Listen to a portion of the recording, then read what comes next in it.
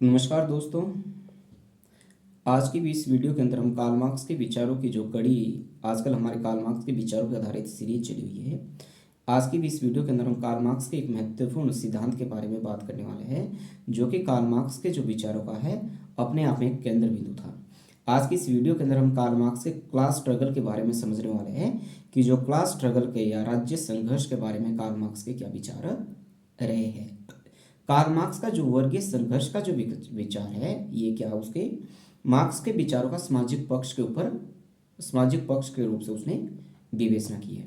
Karl Marx का ये मानना है जो समाज है ये हमेशा से ही दो वर्गों के बीच बटा रहता है, और इन दो वर्गों का जो निर्धारण किस आधार पे किया जा सकता है, आर्थिक के आधार पे किया जा सकता है। इस आधार पे किया जा सकता है कि उत्पादन के संसाधनों पर किसका नियंत्रण है और कौन उत्पादन के संसाधनों पर, और जो जिसका उत्पादन के संसाधनों पर नियंत्रण है उसका जो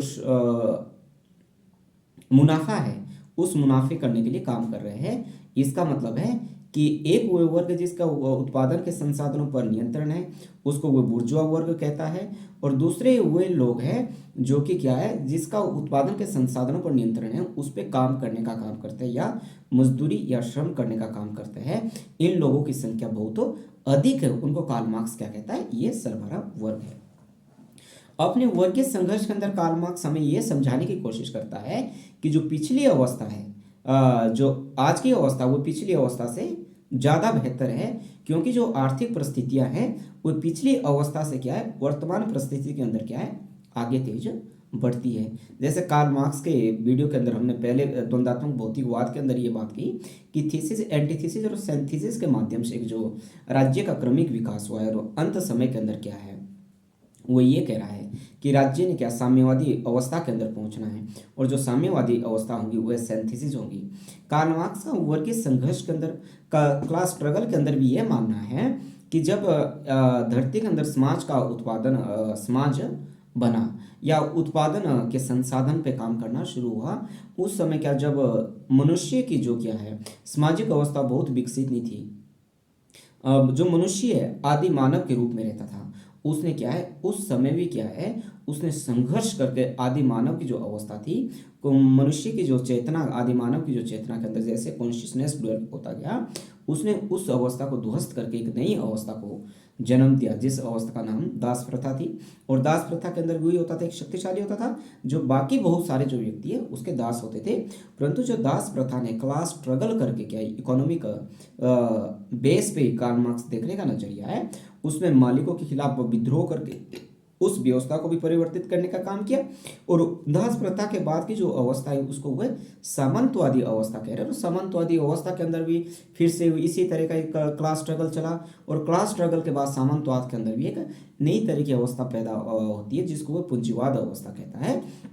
और कार्ल मार्क्स ये कहता है कि पूंजीवादी अवस्था के अंदर भी क्या है जो मजदूरों की जो स्थिति है वो बहुत अधिक सुधरने वाली नहीं है, जो मजदूरों की जो स्थिति है दयनीय होने वाली है। इसलिए जो मजदूरों ने क्या है जो पूंजीपति वर्ग के खिलाफ क्या विद्रोह कर देना है, क्योंकि जो दुनिया के अंदर क्या मजदूरों की जो संख्या बहुत अधिक है। इसके लिए कार्ल मार्क्स एक नारा भी देता है कि दुनिया के मजदूर एक हो जाओ, तुम्हारे पास खोने के लिए कुछ भी नहीं है और तुम्हारे पास पाने के लिए पूरी दुनिया है। ठीक है, कार्ल मार्क्स का ये मानना है कि इस पूंजीवादी अवस्था के अंदर भी जो जहाँ पे मजदूरों का जो शोषण होता है, इस अवस्था को भी क्या है क्लास स्ट्रगल के माध्यम से सरबराह वर्ग के द्वारा क्या है इसको ध्वस्त कर दिया जाएगा, और अंतिम रूप से क्या है साम्यवादी समाज की स्थापना कर दी जाएगी।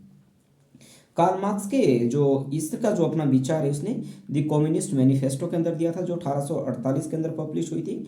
और 1848 के अंदर द कम्युनिस्ट मैनिफेस्टो के अंदर कार्ल मार्क्स ने ये कहा कि अभी तक का जो इतिहास रहा है ये क्लास स्ट्रगल का रहा है, वर्गीय संघर्ष का रहा है।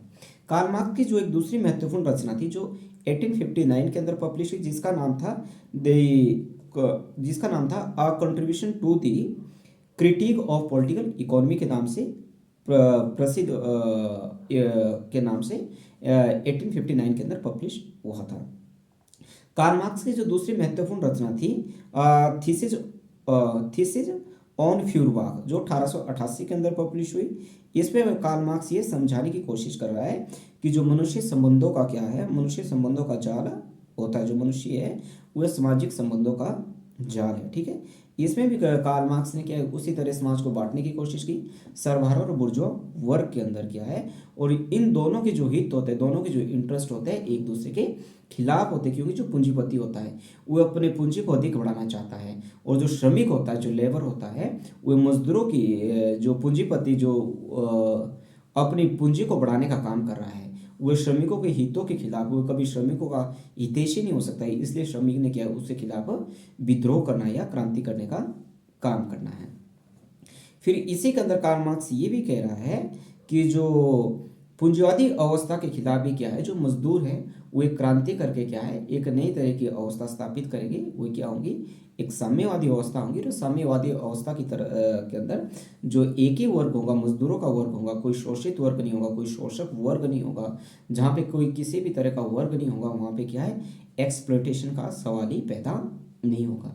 तो ये जो कार्ल मार्क्स का था, इस छोटी सी वीडियो के अंदर हम कार्ल मार्क्स के क्लास स्ट्रगल को समझने की कोशिश की थी। और आपके परीक्षा के लिहाज से जो ये वीडियो है, ये भी बहुत महत्वपूर्ण साबित होने वाली है। और जल्द ही हम कार्ल मार्क्स के विचार की दूसरी वीडियो के अंदर कार्ल मार्क्स के विचार को डिस्कस करने वाले हैं।